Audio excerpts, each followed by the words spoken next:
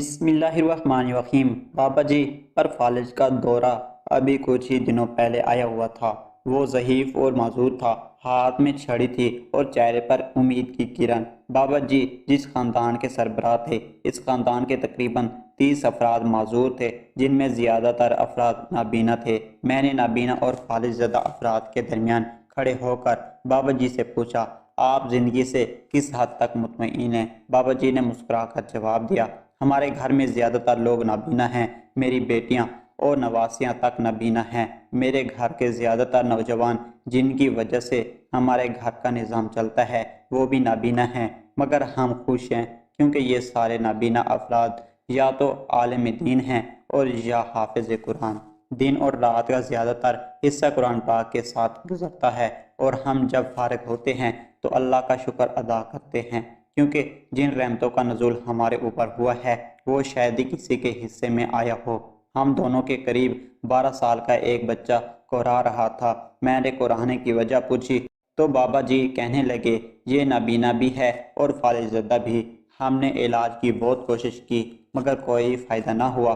میرے اندر اس معذور بچے کو دیکھنے کی طاقت بالکل نہیں تھی۔ وہ مسلسل اپنے سر کو حرکت دیتا اور صحت مند انسانوں کو دیکھ کر اپنی آنکھیں بند کر لیتا۔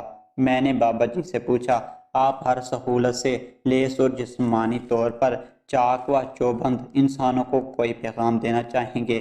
بابا جی نے مسکرا کر کہا، ہر حال میں اللہ کا شکر ادا کریں اور جتنا ہو سکے اللہ کی یاد میں وقت گزارنے کی کوشش بھی کریں۔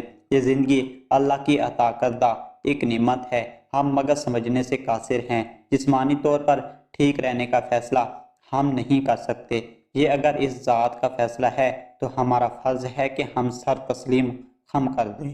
بابا جی سے فارغ ہونے کے بعد میں گھر کے نابینا بچوں سے ملا۔ ان کی خوشی اور ان کے چہروں پر سکون بھی دیدانی تھا۔ ہمارے گھروں کے بچے کھلونوں سے دل بہلایا کرتے ہیں مگر ان کی ضد ختم نہیں ہوتی، اور یہاں معصومیت پر کھلونوں کی ضد نہیں بلکہ قرآن پاک کی آیتوں اور نعت خوانی کا بھوت سوار تھا۔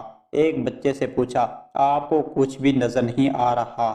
کھیلنے کا شوق تو ستاتا ہوگا۔ وہ بولا، نہیں، میں بہت اچھی نعت خوانی کرتا ہوں اور ساتھ ساتھ حفظ کی شہادت بھی حاصل کر رہا ہوں۔ کچھ دیر بعد اسی بچے نے نعت کچھ یوں سنائی کہ وہاں موجود تمام لوگوں کے رونقیں کھڑے ہو گئے۔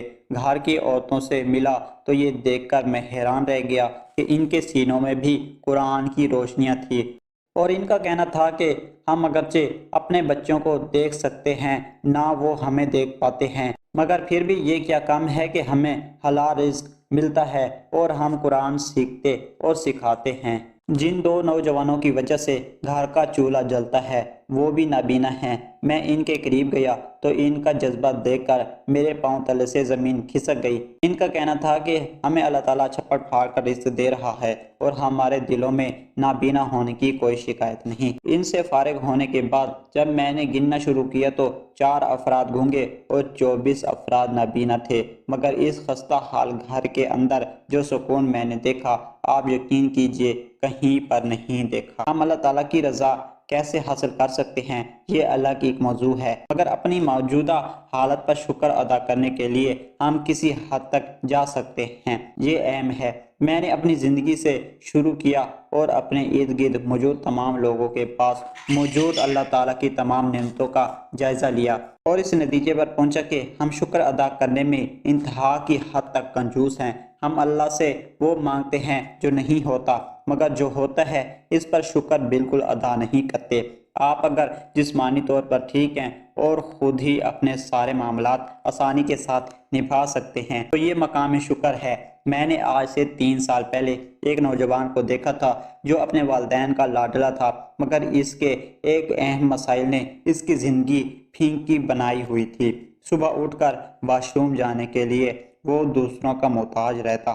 وہ کہتا، یہ دولت اور گاڑیاں سب میرے لیے کوئی معنی نہیں رکھتی، میری بس ایک خواہش ہے کاش میرے پاؤں سلامت ہوتے۔ شکر ادا کرنا ہم پر فرض ہے۔ ہم اگر بھوکے ہیں، پیاسے ہیں، بغیر لباس کے ہیں تو بھی یہی اللہ کی مرضی ہے۔ بابا جی کے گھر سے جب میں نکل رہا تھا تو مجھے یہی حکم ہوا کہ بیٹا کبھی بھی ہمارے لیے کسی سے مدد کی اپیل نہ کرنا۔ میں نے وجہ پوچھی تو وہ دوبارہ مسکرا کر گویا ہوئے مجھے ڈر ہے کہ ہم پر اللہ کی نعمتوں کا نزول بند نہ ہو۔